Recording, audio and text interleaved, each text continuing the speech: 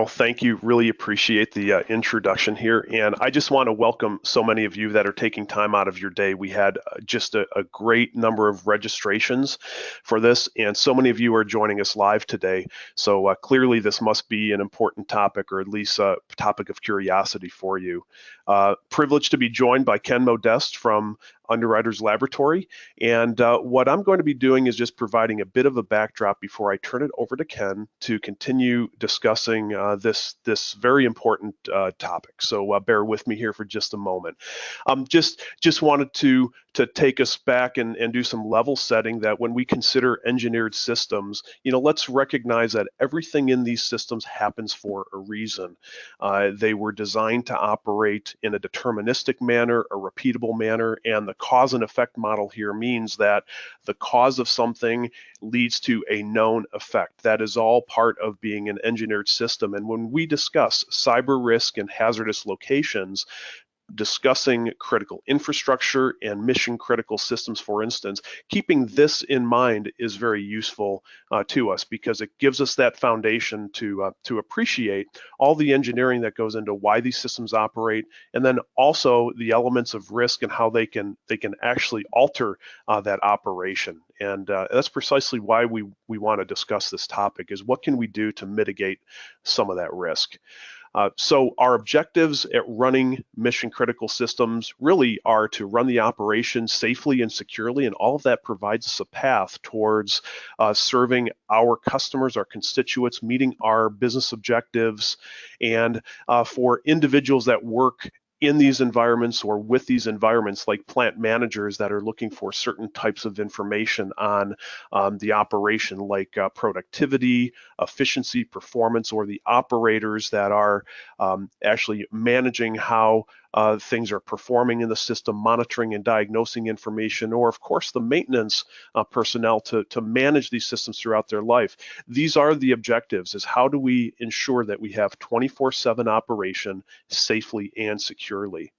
And as we look across a variety of different applications, specific industries, what we see is that there are, of course, many risks that can affect operation, that create hazards, that can disrupt operations and have consequences not only on these individuals working with these systems, but in extended community that relies on these systems or could be affected by those.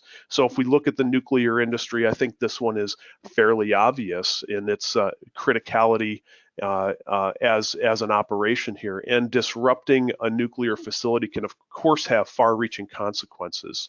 Similarly, the electricity infrastructure that we so depend on, and so many other critical infrastructures depend upon, that also has many opportunities where a disruption can have a cascading effect and introduce risk and affect its operation. As we move more and more towards the gas infrastructure, if we look at the petroleum industry, these start to characterize the hazardous type of applications that we know indeed do have effects on a much larger community. So the importance with us understanding risk and addressing risk proactively is extremely important. And we have watched the evolution of risks to industry now for more than a decade.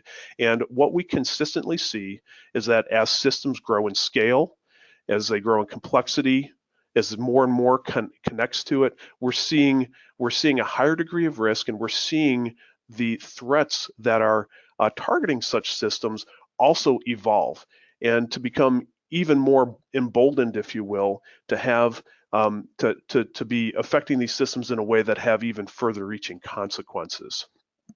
So if we just take one very brief example, but an important example quite recently, the Triton Crisis event that was focused on the oil and gas industry. If we consider the threat, vulnerability, impact, and probability, we can characterize how an event that affects a hazardous operation could have cascading consequences. Fortunately, we didn't see this result in a direct effect, but the potential was certainly there. And this is something that I would encourage you to read more about, because the more we can understand how events like this are affecting systems that we rely upon, the more that we can proactively take actions, which leads us directly to the topic of today. What can we be doing to reduce the time and the impact that would take us through disruption, damage, and destruction?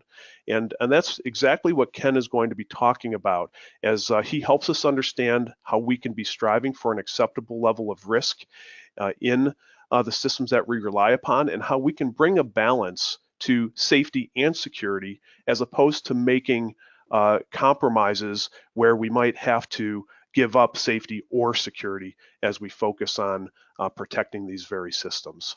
So Ken is going to be taking it away from here, but I'll leave you with the importance of building a security maturity program, and I believe that this is a good lead-in right to Ken Modest at Underwriters Laboratory. So Ken, I'm going to give you control, and feel free to take it away. Oh, thank you, Doug. It's a really interesting lead-in as you talked and you discussed, Doug, about a maturity model on organizations, whether you're a manufacturer or producer, whether you're a system installer or integrator, or whether you're the actual end user, need to start looking at developing baselines for where they are from security, and then setting some target goals of where they want to go and where they, where they like to be 5 years or 10 years from now. And a big part of understanding that is understanding that, understanding your baseline, where you're at today. As you know, with hazardous locations, those who are familiar here, there's different types of regulatory drivers in different locations around safety and the concept of safety, and those regulations are taken and actually used in even larger landscapes where you start to see cities and regional municipalities starting to be exposed there. UL has been working with hazardous locations for the last 100 years. And so because of that, we recognize and understand that the entire supply chain with hazardous locations is fairly important. And being able to address the risks associated with the supply chain will preeminently prepare you for the final asset. And so one of the things that's really important is to understand that the organizations who are in this space, the manufacturers, the producers, the vendors, the installers, the operators, oil and gas, as an example, they are all very comfortable and knowledgeable in safety. Safety, as we said, UL has been there for 100 years. Safety has been a very formidable concept that has been drilled through the educational capabilities of the folks who work in these organizations. But with this new century and with the new connectivity that exists out there today, how can you really look at and focus on safety when your concepts of safety now are expanded to include security? Now, there is a concept around functional safety, and the concept around functional safety of managing safety with the risks that's associated with the safety and some of the standards that are listed out there and the levels that you're looking for. But how do you incorporate cybersecurity into that functional safety element? And it becomes more than just standards-based. Here's why. Right now, today, you can start looking at creating a concept around functional security that impacts safety. But there's two challenges that need to be addressed there. The first challenge, obviously, is the safety concept. Is the safety concept that you're traditionally familiar with in the last century, the typical hazard-based safety principles of catching on fire, electrical shock, mechanical harm, chemical harm, have those been expanded for this century? Can someone impact an entire business, an entire community by changing the performance of a hazardous location? Not that it typically would impact or affect the safety aspects that we traditionally know, but maybe slow down the performance, maybe adversely affect the performance. Can that have economic harm? Does that now mean that you need to start looking at and addressing those concepts of safety in an expanded way when you have connectivity? That's fairly important. And so as functional safety starts trying to meet cybersecurity objectives, and just a couple of standards here, 62443 and the UL 2900 series of standards, can start to bridge that gap. But as you start using the standards, the next thing you need to do is you need to have cybersecurity professionals that are able to understand those concepts and translate them into the safety impact. And that is becoming more and more relevant in the IIoT space, or in Europe, they call it Industry 4.0, where you're seeing more and more of Internet of Things technology or connectivity starting to play into components, products, and systems. And what that allows now is an ability or a capacity for these systems to have compromise areas, which now expands the ability for you to do some harm. But that harm can also mean extracting or exfiltration of data from a system, a hazardous location system, which would allow some competitive advantage. Is that considered a safety impact? Would that be considered something that's safety for the new century? And that's where it ultimately comes down with securing the supply chain. As Doug mentioned in the beginning, being able to look at an asset and the end user looking at their asset. With cybersecurity, a big part about it is really looking at where are the weakest links and addressing those weakest links. And those weakest links, obviously, you can start looking at individual components within a successful asset. So when we look at this as an example, one of the things you want to look at in hazardous locations, especially with this particular environment that we're in over the last 2 years, you've seen a lot of growth of technology, you've seen a lot of investment, you've seen a lot of growth of plants and stuff, and then you may have potential economic challenges with different regions. Where can an organization spend their resources?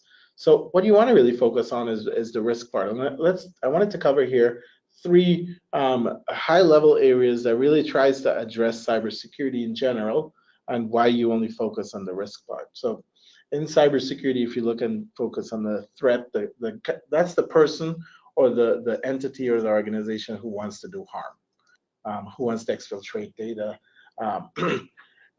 Being able to recognize that asset and being able to recognize the potential for that attacker is where you want to first start considering. Now, if your goal and your focus is to prevent a nation state from attacking you, then you need to recognize that you have to build up a robust platform. If your intent is to focus on hobbyists, insiders, employees, or criminal organizations, then you can start at the lower level. They don't have the resources like a nation state. And so going back to Doug's maturity model in the beginning, you build up a platform that can address those, and you can grow based on the threats you would like to look at. Vulnerabilities. So you have a system, you have a bunch of components, devices, products, software coming together, managing the capabilities of a hazardous location, whether that's in the process control systems, whether that's in the emergency notification systems, whether that's even in the safety systems, safety critical system. All of those are designed to probably have connectivity, connected areas, and there are probably vulnerabilities in there that could attribute to security flaws. And it could be anything from poorly written code, the code being sourced from an incorrect location. The example that Doug brought up with Triton is a perfect example of looking at some of the things that were used in components and devices to circumvent the security controls in that system. And then finally, obviously, it's the opportunity. Why would an attacker want to do something? That's a big part. It adds to focusing on that would also help address the intent. And if you do that and you combine the 3 of these areas, then you really focus on the risk. And so in a hazardous location, obviously there could be potential for safety implications, performance implications. As I mentioned, there could be exfiltration of technical IP for a competitor. Could be a potential. There could be like I mentioned, criminal organizations who might want to just stop business until a ransom is paid. Being able to identify what that is would then be able to prioritize the assets and the data that you want to secure associated with the vulnerability and the threat.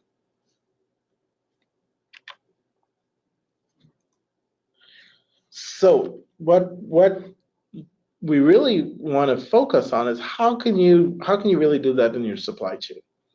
And one of the things that's really important, I think, and as we look at cybersecurity and we look more and more at connected technologies, is the concept of a bill of materials.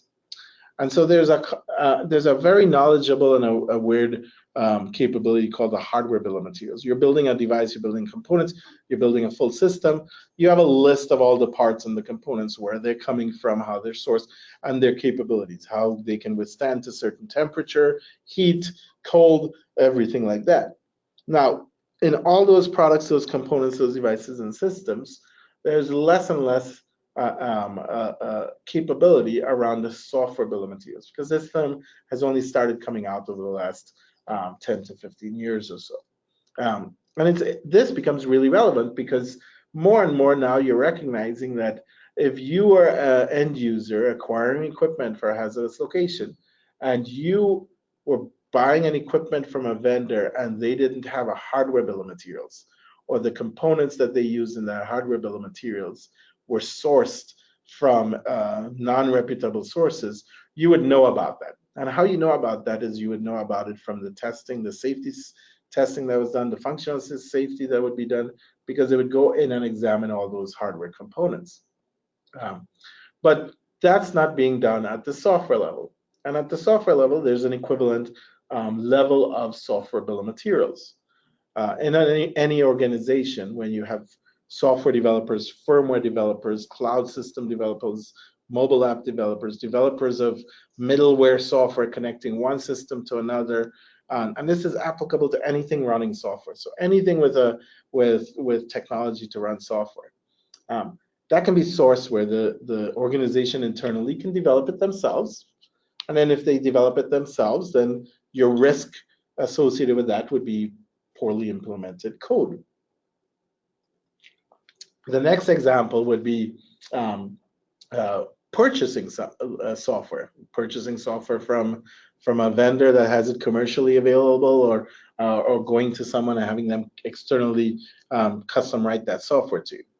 And then finally, the third one is open source, pulling it from open source repositories. Now, you look at this as an example, and you compare the left-hand side to the right-hand side, and what you recognize is that software is a fundamental element within the supply chain of any hazardous location system that also needs to be managed.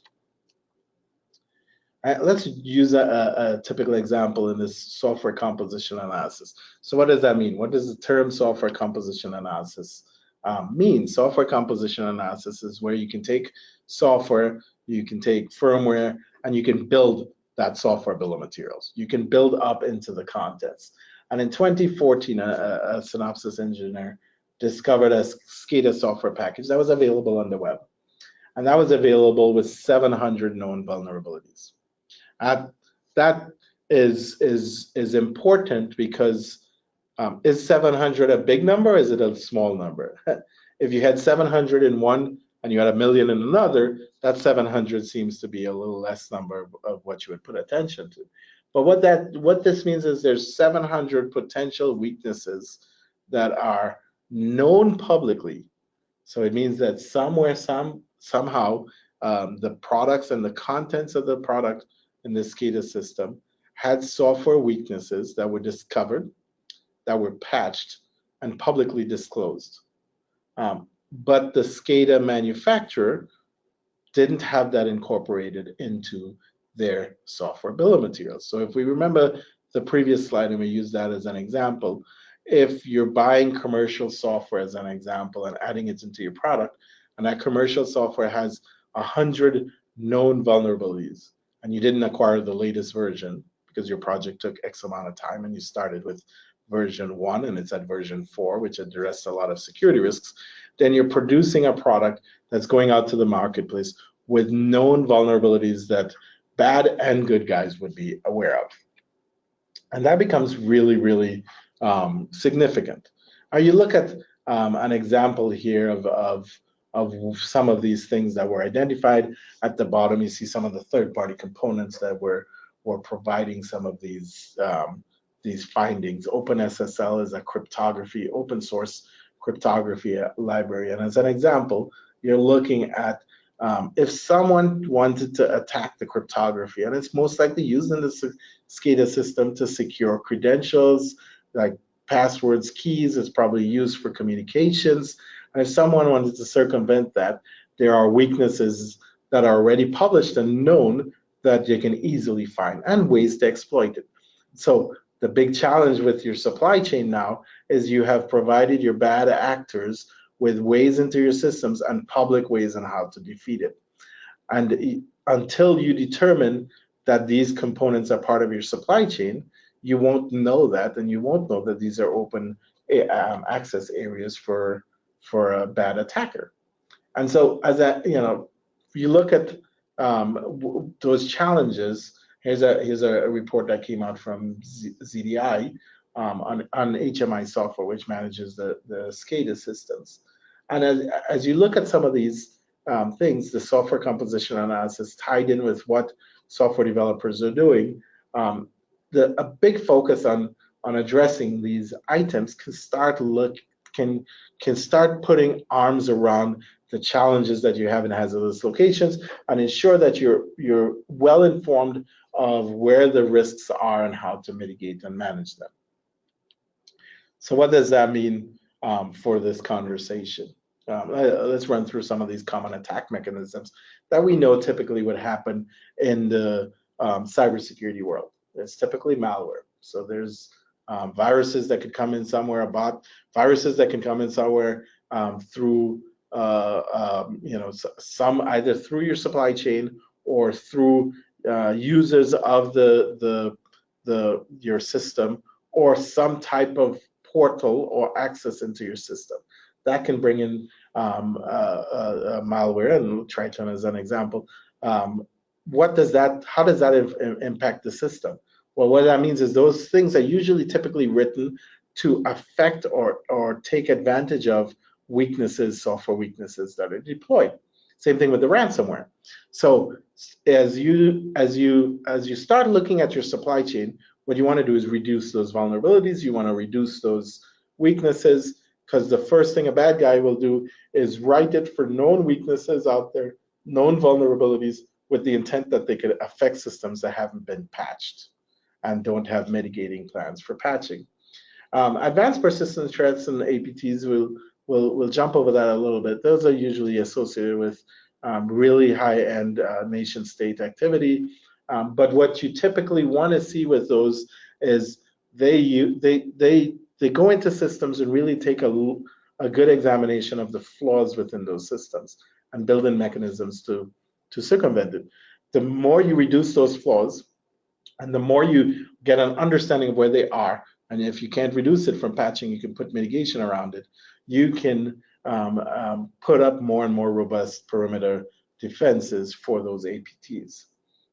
Denial of service is obviously someone's trying to get at your system and make it perform less and less.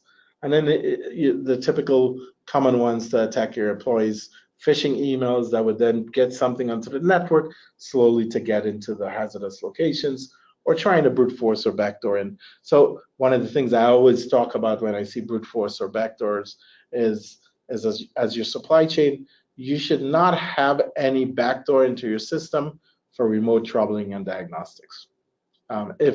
If you have backdoors into your system from remote troubling and diagnostics, then it's advisable that you start building plans around that to protect and prevent that backdoor from being misused. So what does that mean? If you start with the supply chain, you have to have that deterministic capability to evaluate, as Doug pointed in his beginning. And so that means testable criteria that's repeatable and reproducible. Why does it have to be testable criteria?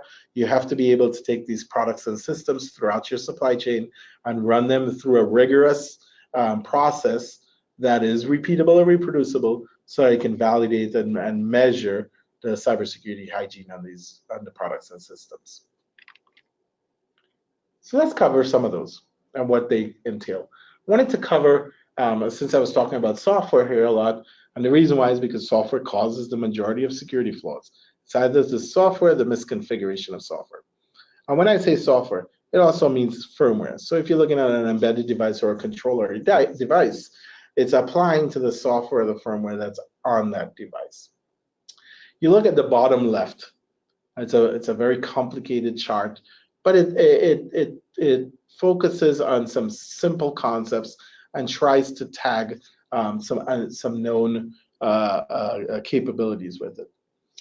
If you look at the gray largest box, that is basically software with general weaknesses that are written that could potentially cause security flaws.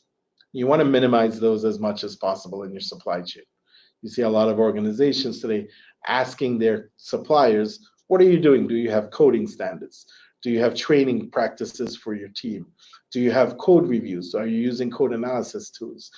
Are you doing some kind of security level measurement around some of your different development teams to make sure that there's some baseline that your organization is following?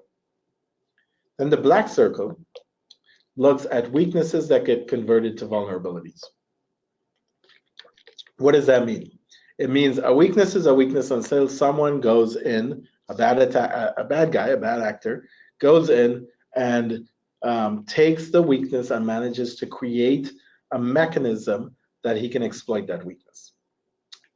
It then becomes a vulnerability because it then gets reported in. Either the vendor reports it publicly, they report it to NIST has a national vulnerability database in the US government.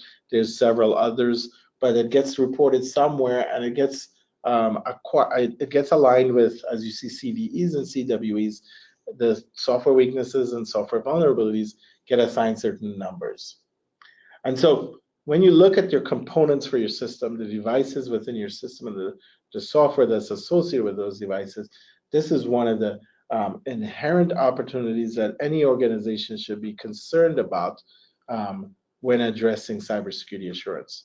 So a manufacturer vendor should be able to identify how many CVEs and CWEs they have in their product and how they're addressing it.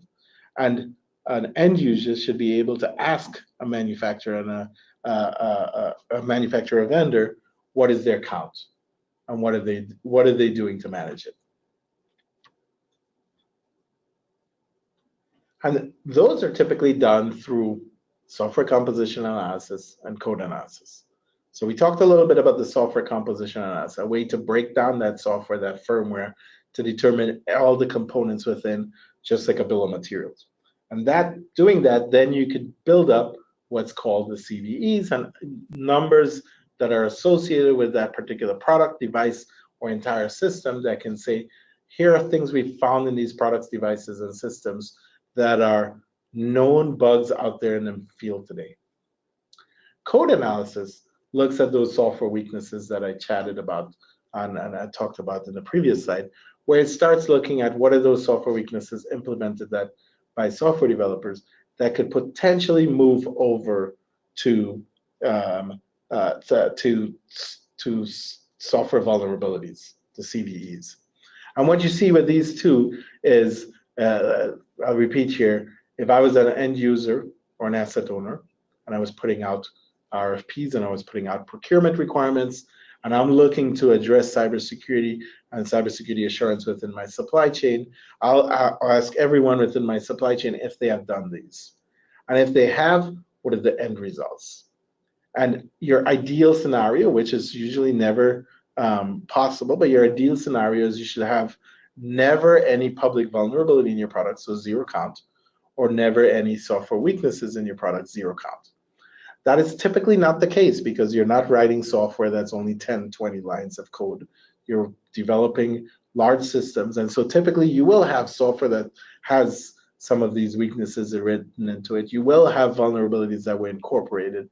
And then the next big step within your supply chain is what is being done to manage and mitigate those.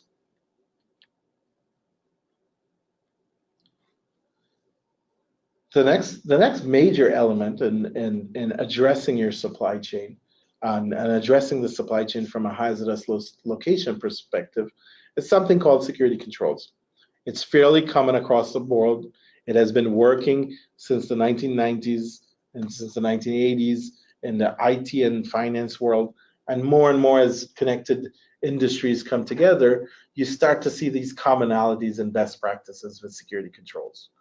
As an example, access control and authentication. How do you access a system? How do you authenticate a system? What are the permissions that I get for that part of that particular type of access? How do I remotely communicate with it?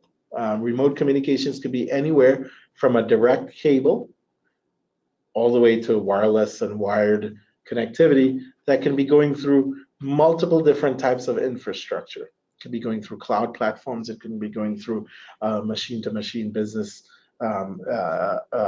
infrastructure that's deployed. And if you're doing those communications, are you using cryptography? And if you are, how are you using that cryptography to either secure those communications or secure the contents of it, of the devices? What do you do with software updates? How are you able to update the software remotely, update the software outside of the factory? And how do you ensure that that software is coming from a trusted source? You want to be able to qualify that that software is coming from the manufacturer, and it has been all unaltered from the time the manufacturers made it available to the time that you're deploying it or applying it to your hazardous location equipment. Understanding also that with cybersecurity, the intent or purpose is to defeat or delay a human being from using active measures against you. And so human beings are very creative and innovative and can come up with active measures that are new and different. The challenge we have, and hopefully what this webinar and webcast can do, is to try to drive that those capabilities are reduced so it becomes harder and harder for them. But if they manage to circumvent your system, how can you respond? How can you have some way to detect and respond to that? You have to have some kind of event logging. You have to have mechanisms in place so that if someone has an ability to circumvent your types of systems within hazardous locations, Triton is a perfect example. How can you look at those an after the fact activity and triage those logs to find the source of it and then try to address it? You look at it typically in hazardous locations and in any type of industrial control environment that has the potential to be touching hazardous chemicals and hazardous material. You need to have built up practices that allow you to be able to address some of these security controls and grow with them, but be able to build up an incident response platform that can continuously try to look and identify anomalies with the system. And how do you do that is you have to have some kind of event logs that you can use as a historical pattern and see if anything has changed over that. That's why event logging is fairly important, and that's why you see some manufacturers of event logging tools and capabilities that can track them, that can collate them, becoming more and more prominent. And especially in organizations where, in a hazardous location as an example, you can't assign staff to just monitor the equipment sitting there on a 24/7. You have to be able to have automated ways of validating that. Fuzzing is also very important. One of the areas that I think fuzzing becomes really important is on some of the indicator and detector equipment that you're using to protect people at the hazardous locations. So fuzzing basically is able to test communication interfaces, communication protocols, looking for weaknesses in there. It can also build in robustness testing to ensure that a device can withstand certain types of activity in traffic. And where this becomes really important is it provides a way to extend the quality process, the quality testing process, or the quality assurance process systems by expanding into exponential type of testing of unplanned scenarios and situations. And you pick, as an example with hazardous locations, you pick equipment that a factory floor worker would be wearing for detection. Detection that they're in a radiated area, or there's the detection that they're in a room with certain types of gases, or a detection that tells them you're approaching another particular area and you don't have the training and access for that. Having the ability to manage that communication interface, because a lot of those more and more starting to see them that they are wireless enabled. You see a lot of them coming out with some type of mesh networking wireless capability, and you want to make sure that the vendor has built that with security in mind, and it is built to the specification for that wireless mesh network, and it's not something easy that could be circumvented. After you cover those basics, you want to really look at security risks through threat modeling, and this is where you start looking at the vulnerabilities, you start looking at the attacker, and you start looking at the opportunities, and really trying to identify what are the risks, because then you're focusing on managing those risks.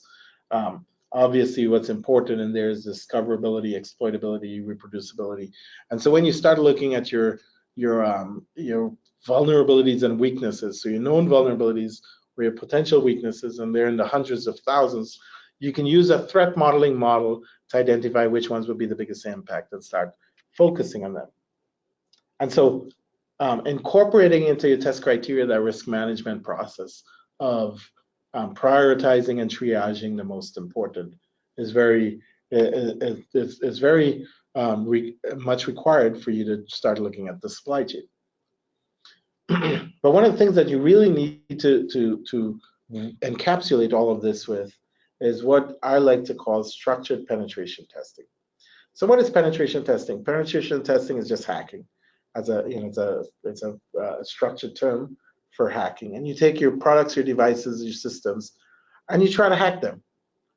Why does it have to be structured? You have to have mechanisms in place to define what are the hacking criteria. Here's some listed there. Are you going to try to do denial of service? Denial of service is important, and it could be important for some of those wireless communication indication and notification areas, as an example, because you don't want those to be flooded with data, and the factory floor workers aren't being notified correctly of when there is a potential hazard or not. You want to be able to also not, prevent folks from circumventing those security controls we talked about. Being able to connect into a system as a regular user and upgrade yourself to administrator. Look, as Doug said, if you look at the Triton model, you'll see some of those scenarios there. Encapsulating all of that into the testing criteria from a penetration testing perspective is what you need to do throughout your supply chain. But it really becomes important in this connected world and connected space to start looking at what that supply chain means from a hazardous location perspective. I talked about the process equipment, process control equipment.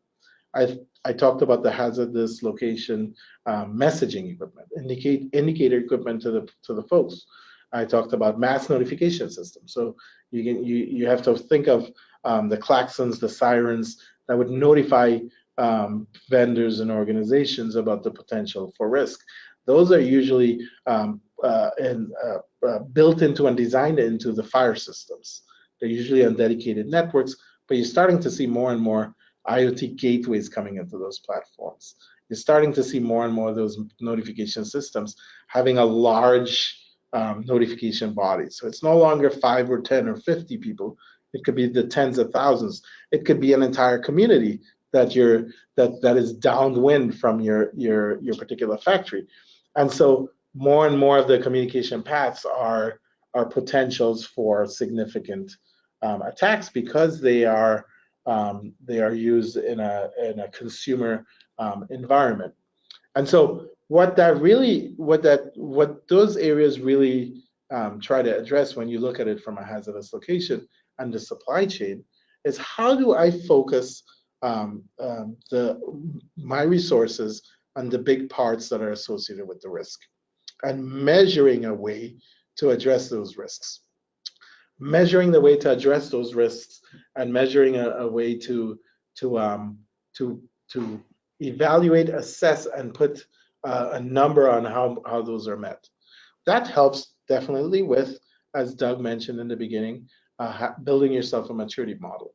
Understanding that you have a fire system, you have a mass notification system, you have your process and control system, you have your human indication and indicator and notification systems, as some of the types of, you have your access control, you have your video systems, right? And looking at all of those as part of a hazardous location, and starting to understand that in that entire regard, focusing on all the elements of that supply chain, who has provided components, who has provided software, who has provided platforms that all integrate to make your hazardous location a successful location. What you really want to start addressing is, if I need to measure every component and element of that supply chain, I will have a better understanding of how my full asset is secured, where areas where it is not secured, because that can happen. You don't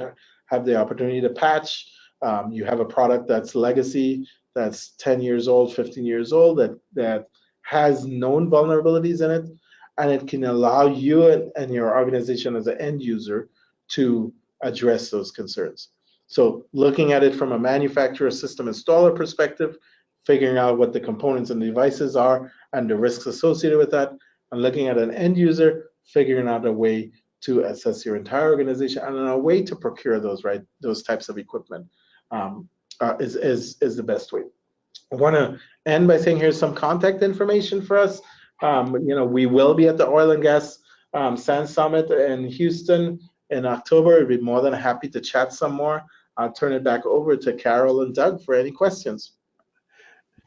Boy, Ken, thanks so much. You covered a lot of ground, and this is one of the toughest areas I know, because it is looking at the entire supply chain, from the ingredients that make up the components that find their way into these particular systems, as well as every step along the way as those ingredients become control devices and systems, pass through the channel for system integrators, main automation contractors, installers, all the way to the end user. I mean, this is a very complex area, and there's that additive risk factor every step of the way here. So before I ask my first question, we're going to move forward to just this slide here. And I just want to remind everyone that we have the capability of taking questions from you.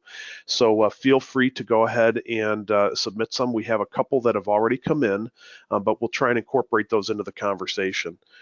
So Ken, one thing just to get us started, what I'm thinking about is, you had the earlier slide where there were known vulnerabilities. It had 700 known vulnerabilities identified in a piece of software. And what occurs to me is, if I'm an end user and I have that knowledge, I may not have the capability of course, directly addressing those known vulnerabilities in that product, but I might be able to apply compensating controls elsewhere in my system.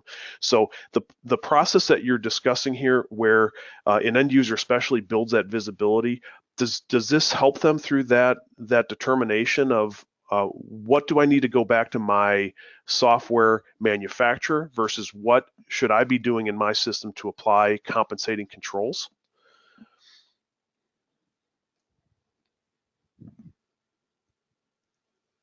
Do you have any thoughts on that? Oh, yeah, Doug, sorry, I was muted there. No problem. I was busy chatting away. I was like, yeah, Doug, you actually hit the nail on the head. That's the challenge that an end user needs to start building up from their supply chain, so that they can start responding. So primarily, if they didn't know that they had those 700 vulnerabilities, they wouldn't know that there's 700 ways or 700 plus ways for an attacker to compromise their system. The attacker may or may not do it, but they may not know that it's there. So if you look at a simple house, let's use an analogy as a house. You don't realize that all your brand new windows have a flaw in the lock that if you hit it on the right side, you can open the window. So you wouldn't know that, so you wouldn't protect yourself for that. Identifying that those are there and talking to the vendors of the systems that are there, you can start building up a risk management plan to attend to it. And that risk management plan could comprise a lot of things. Obviously, patching the system, but first you need to be able to plan and schedule that, right? That's the first item. Second item is if you can't patch the system, working with that manufacturer and vendor for guidance on how to mitigate it. You go back to my analogy with the windows. If you just tap the window on the left-hand side or you tap the window on the right-hand side, it prevents that, but there's a screw, as an example, that would stop that from happening until the patch is applied, then the asset owner, the end user, can do that. So same thing with the SCADA system in this particular scenario. In this particular scenario, let's say, for instance, in that cryptographic library, there were some elements in the library that had weaknesses on it. Then maybe the organization could make a decision and say, hey, we will disable those algorithms and we'll only use these one or two until those algorithms are patched. That's an example. You have an opportunity to put in compensating controls, whether those compensating controls is actually on the product or device, whether those compensating controls is actually on the system, or whether it's some kind of standard operating procedure that you might implement. Maybe a standard operating procedure in this scenario is that until we patch it, we will be reviewing the event logs, or we will be reviewing the access logs to ensure that no activity has occurred, and we'll be doing that once a day, every hour or something. So yeah, Doug, this is ideally for an end user a great opportunity for them to get their arms around what their supply chain has and the challenges with the supply chain, and then it provides them with more ammunition on how to build up a mitigation plan. Great, thanks for that, Ken. So here's a question that's come in. So let me give a little bit of context. All the IT/OT convergence that we continue to talk about, where an enterprise system is finding itself linked into operational technology, industrial control systems. When we talk about these hazardous applications and the control systems that in an ideal world they would be disconnected, let's assume that they're disconnected from external access from the enterprise network. Is there still a security concern that really warrants this level of attention that you're suggesting? If they're disconnected, if they're not reachable from an external party? Yeah. It's let's use the example. I like to use simple analogies. So let's go back to the 1400s when they built a moat around the castle. You built a moat around the castle and you put, you had a drawbridge. Then the attacker had to find a way to get around the moat. And what they did was they actually would either try to swim through the moat or they'd lob some kind of heavy thing like bricks or stones over the walls. Same thing with the attackers. Our attackers today are finding ways into systems. And so air gapping your system was a traditional model, a traditional mechanism to secure your system. But it really didn't secure your system if you didn't have the potential for air gapping every component and every device there. And so here's some of the areas that someone could get around air gapping. You air gap your system, but you still send those factory floor engineers out to conferences, and they get CDs and USB sticks, and they move software from one side to the other, and it's not they don't have a mechanism to secure that. Another way could be most folks feel that their system is completely air gapped. What you have to do is if you feel that your system is completely air gapped, then it's recommended that you go and actually validate that. Wireless air gapping is hard.